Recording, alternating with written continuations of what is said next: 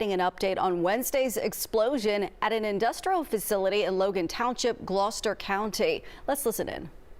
PD, Chief Oatman with Logan Township Fire Department, Lieutenant Haas for Logan Township PD. Council members Shalima Lowry, Chris Mars, Bernadine Jackson are here this morning as well. We know that it was an extremely catastrophic event that took place. But I just want to say a couple things. Our thoughts and prayers go out this morning to all of the people who were injured with this terrible explosion. I want to take this opportunity to wish them a speedy recovery and hope that everything goes well as we move on. Secondly, I'd like to take this opportunity to thank all of the agencies, and I mean all of them, that responded to this tragic event that took place. When the call went out, there were hundreds of people who came out offering their support, and all of the agencies came out. They responded professionally and at a high level. This is what we train for. This is what we prepare ourselves for. This is why we have the professionals here today that continue to provide that blanket of security for our residents and for our business community. So I want to thank all of them for the great job that they did responding and the continued efforts that they're putting forth to deal with this catastrophic event that took place. So with that being said, I want to turn this over to Chief Flatley and Chief Halter and Chief Oatman to give you guys some additional information about the event. Thank you, sir. Good morning, everyone. I'm going to echo a lot of what the mayor just said, but I want to thank you all for coming out to gather additional information. I know we've kept most of you at bay for a couple of days, and it's because there was a lot of moving parts going on.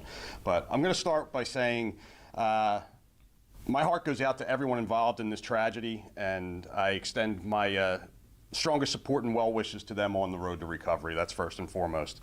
Next, I want to just clarify this investigation is not criminal in nature. I wear dual hats here in Logan Township. I am not only the Chief of Police, but I'm also the Emergency Management Coordinator. So I'm speaking to you as Logan Township's Emergency Management Coordinator. There's no criminal activity that's suspected as part of this incident. As the mayor said, I need to commend everyone who's been engaged in this incident, from the initial responding officers, firefighters, EMTs, and paramedics, to the hazardous materials teams, Gloucester County Prosecutor's Office for their initial assistance in the first few hours after the incident took place, to the ongoing efforts of the U.S. Bureau of Alcohol, Tobacco, Firearms, and Explosives, and a host of other agencies in between there. Their work has been professional and exemplary. Everyone was goal-driven and focused on the safety of the individuals injured and involved. They also immediately engaged in mitigating additional casualties and property damage. So with that, my prepared statement is, as you're all aware, there was an industrial accident and explosion at Savita Naturals, 617 Heron Drive, Logan Township, New Jersey, at 2:36 on Wednesday, March 4th. The cause of that explosion remains under investigation.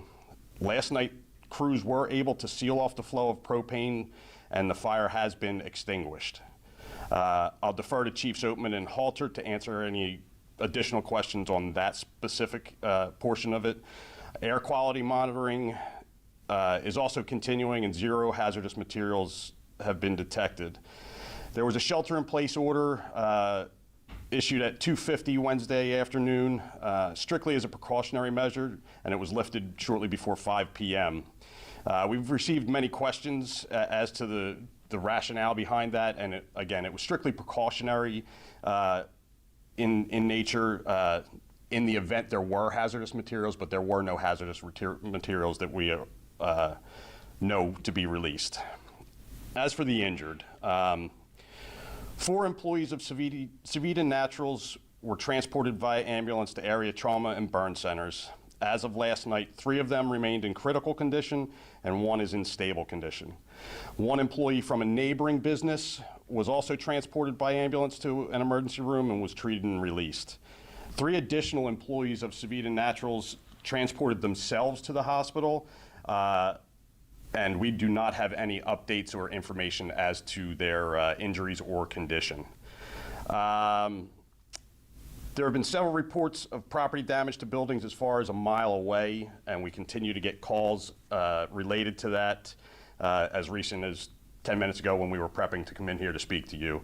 The two adjacent businesses have been deemed uninhabitable and will not be able to resume operations until they have had repairs done to their facility. I apologize. I need to go back. I missed one portion of my statement as to the injured. I want to ensure that everyone knows our thoughts and prayers continue to go out to those that were injured and their families, because this is going to be a long road for them. We're aware, and that's the highest priority.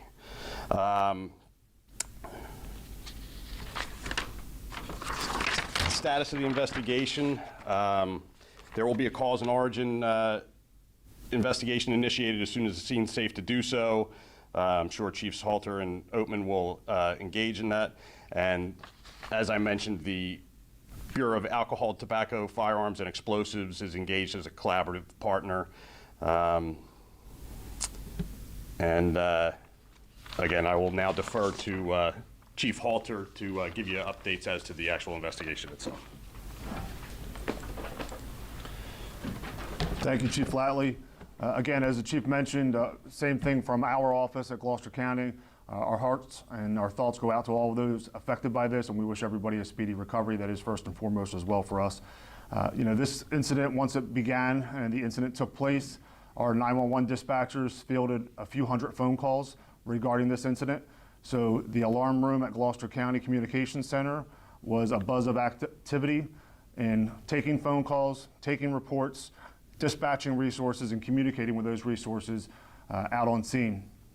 So we do thank all of those dispatchers involved that helped us get key information, key details, and communicate accordingly out there. The Hazardous Materials team from Gloucester County, as well as some neighboring partners from Camden County Hazmat Task Force, as well as the Camden County Public Safety Department of Health Hazmat Unit, assisted us in the immediate hours and minutes after the incident. They remain engaged with us as far as doing air monitoring and things of the sort like that. We are on scene continuously since the incident. We have had hazmat technicians working side by side along with Logan Township Fire Department and other mutual aid partners. Right now, all of the propane is not leaking. There is approximately 5 tanks that we are focused on site. Of those 5 tanks, we have approximately 500 gallons of liquid propane that remains in those vessels.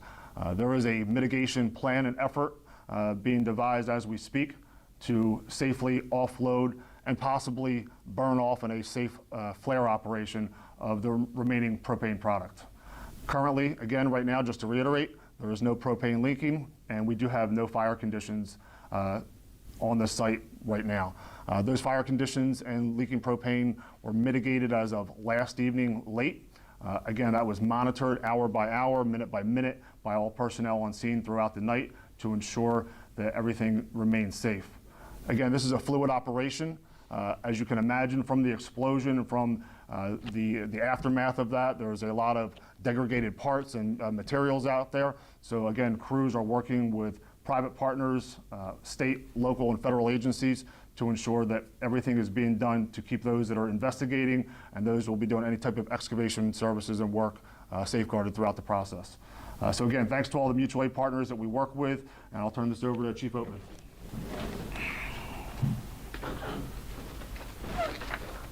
Good morning, everyone. Again, my thoughts and prayers go out to everyone who's been affected by this. I just wanted to clear up a couple of misinformations that have been out there. There was a lot of information saying that this was a CBD facility. They do produce cocoa as well as CBD, but CBD has not been produced on that site or extracted since 2023. As far as their process, they do extraction of the cocoa right now. They use propane, they use ethanol in a pressure, and it's a very cold process. And that propane is recycled. It's a non-odorized propane. It goes back into a system. Some of the issues we're having is we were thinking that we could offload that propane, but it's dirty propane, which is considered because it's been through the process. So we're trying to figure out a way, to, like Andrew said, to get rid of that at this time. The building did exactly what it was supposed to do. The building was pretty much built as a Class 1 Div 1 building. That building was meant to, they had blowout panels on the back wall. Those panels blew out, right? So if it wasn't for the type of construction they had there might have been more injuries. So we're fortunate that there were no more additional injuries at the facility. That's all I have, unless anybody has any questions for me. Do you know at the time of the explosion exactly how many people, how many employees were there? In that building, there were 3 working, from the reports that I have. We have total of, there's 2 structures on Yeah. that property, and there were a total of 14 employees on the property, but only 3 were in that building where the explosion took place. So, Because 4 were taken to the hospital in critical condition. Correct. yes. So one of them was in that other building. That's what we believe. Yeah. Can you talk more about the propane? Would that be burned off because it is unsafe to physically move those propane tanks? So we want to get it off site so it's not there, because we were looking at the tanks. The tanks had a little damage from the explosion. They are secured at this time, but we are still concerned that with the propane that's on site, we would like to get it off site or burn it off, one of the 2. How long do you think that might take? That's what we have the experts on scene at this time for. We don't have a time frame on that. It depends if they can get to either a liquid line or they're going to do it by vapor, and vapor would take a longer time to get rid of it. Is this something the Chemical Safety Board might investigate? That I'm not sure. I can defer that to Andrew.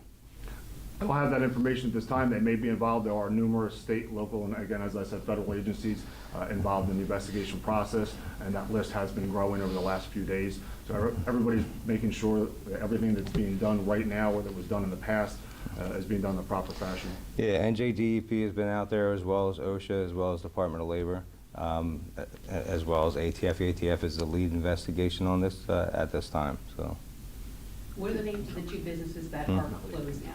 okay. What's that? Sorry. What are the names of the 2 businesses that can no longer work there? So the one business is Sulzer Pumps, and the other one's called New Bridgeport Bishops. It's a storehouse for, I guess it's a church, right? Almost like a food bank. Food bank type facility. And they're only open usually 1 day a week, or 1 night and 1 day. Can you talk more about your response that day, where you found those victims and what first responders did in those moments to try and help them out? So I don't have that information. My battalion chief was first through, and I haven't gotten his full report yet. We're still in this incident. I mean, we've been working this incident since the day it started, and he was off duty. He won't be back on until Monday.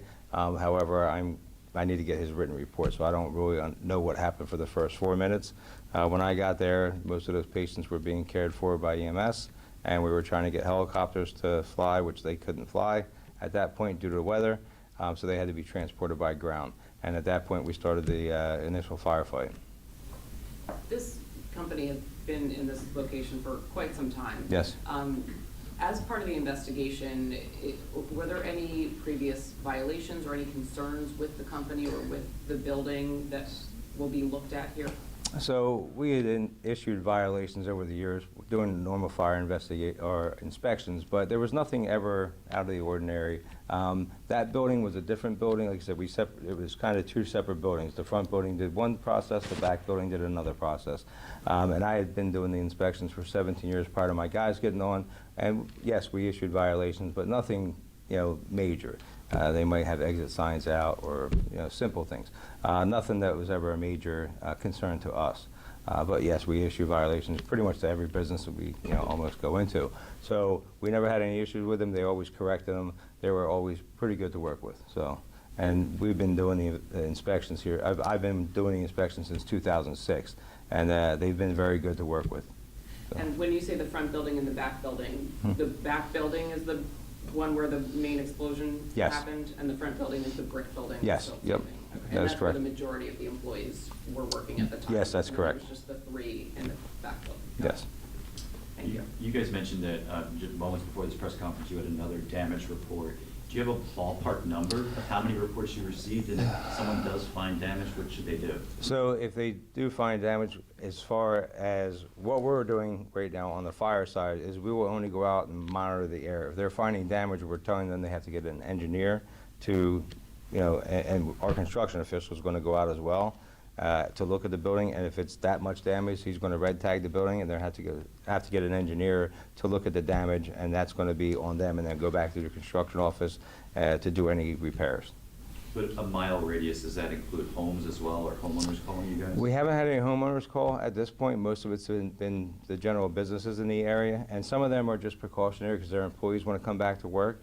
So we're going in and just doing air monitoring for them at this time. We're not doing anything structural. We're taking a look at the structural with the construction official. He's going through with us with some of the buildings right now currently, just to check and see what's needed for those buildings. And if he needs to, he'll take care of that as far as advising them what they need to do.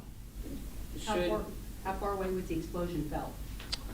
That, I don't know. I know it was felt, I was working at the fire academy at the time, and that's 7 miles away, so I'm not sure. Andrew can probably. Yeah, well, we did have reports within Gloucester County, all the way to the other side of Gloucester County into Washington Township. My understanding was the entire region felt this. So I know there was reports from Salem County, Newcastle County in Delaware, Delaware County in Pennsylvania. So this was widespread process that took place after this. So a lot of folks felt this all around the area. You said the ATF is the lead investigator on this. Any idea how long an investigation like this would take, where we could realistically have a cause or a complete investigation? So, yeah. If I can just clarify one Yeah. thing, I know there's been some different things back and forth. As the chief said, the ATF is a joining agency in this operation. They're not actually the lead investigators with this. So they're working in conjunction with Gloucester County Fire Marshal's Office, Logan Township Fire Department and Police Department, and all of the other agencies that have responded at this point. As far as the length of time, we don't have that information. Again, we have to safeguard the property and the facility first. And in that safeguarding process, it's going to take some time until we can make sure that people can safely access the area to do that investigation. So to be clear, the investigation really hasn't even started yet because of all the precautions that need to be taken in order to get people in there. So the investigation kind of started yesterday with, they started going over the building documents and stuff from when the building was constructed. So it did start. It's just they're doing the preliminaries before. They haven't really gotten into the building to check anything at this time. We're worried about the structural stability of the building. We were discussing that this morning, but this investigation has started, really ever since the incident happened. There's been interviews, and they're conducting employee interviews at this point.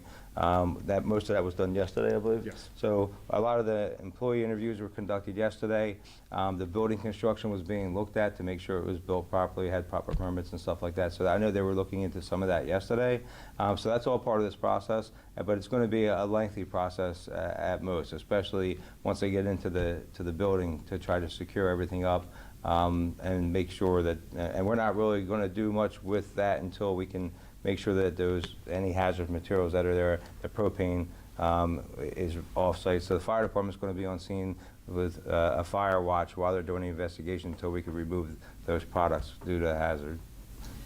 I know Ryan kind of asked this. Do you have a ballpark of how many damage reports you got in terms of building? Dozens, more or less than 10? I don't have that right now. I mean, I've been on scene pretty much for the entire incident, and I got a little sleep last night. I'm going to start working on those numbers over the next day or two, and trying to get my information from my staff and my reports. But I don't have that information right now. It has been numerous buildings. I know that at that night we had an additional 5 buildings, I think, but that was that's a preliminary number right now because we're still getting calls to go out and do some walkthroughs.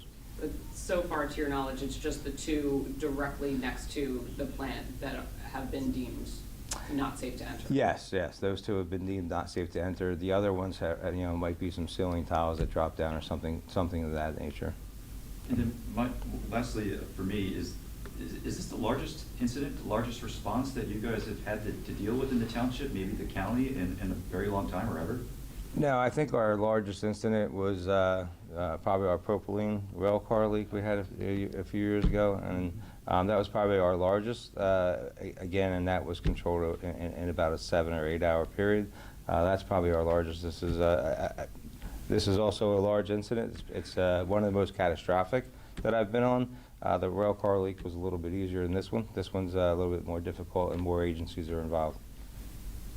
Can you talk about exactly kind of what blew? Was it just one tank, and like what are the conditions of the other tanks? So, I'll make it clear, we don't really know exactly what blew. I know there was a lot of discussion about it was a propane tank explosion. We don't believe that's the case. We believe it was the process that was happening in the building, which is what caused it. Again, that's all preliminary, but we had 4 propane tanks that were feeding the fire that we were, trying, we did not want to put that out because we didn't want the raw propane in the air, then we wouldn't be able to find it. If it was burning off, that's what we wanted. So at this time, that's all going to be under investigation, but it was not one of those tanks that just exploded, right? One of the 4 tanks that we have outside. I'm not sure what happened in the building. That's why the investigators are going to do the investigation. So. How could it be that these people were in this facility and it explodes the way it does, and it's not more catastrophic than it is? I believe it's built, so these buildings are built specifically for these uses, right? So this building, and I said, is a Class 1 Div 1 building. It's meant to handle this type of product, and it has those blowout panels, so the concussion's not as bad. Again, these are built to handle an explosion. And the building kind of did what it was supposed to do. I believe those gentlemen that were in that building were very lucky. But at this point, they're hopefully going to recover and have a full recovery. But I believe the building, the way it was built, was able to handle that incident. It really made our job a little bit easier the way that building came apart. It did what it was exactly what it was supposed to do, in my eyes, from the construction side. And we have a lot of buildings in town that have a similar type of construction because we do a lot of processing down here. But those facilities are safe facilities. This was just an unfortunate accident, and again, hopefully we can figure out what came together and what caused us. At this point, we don't know that. Anything else, guys? All right. Okay, look, I want to thank you guys for coming out. I want to thank Chief Halter and Chief Flatley and Chief Oldman, Lieutenant Haas, Business Administrative Council. If we have any additional information, Chief Flatley will reach out and bring you guys back. If you have any additional questions, you can refer them to Chief Flatley and he'll respond. Okay? Thank you very much. Appreciate you. I'm going to head back out. Ryan Hughes will have much more coming up on the news at noon.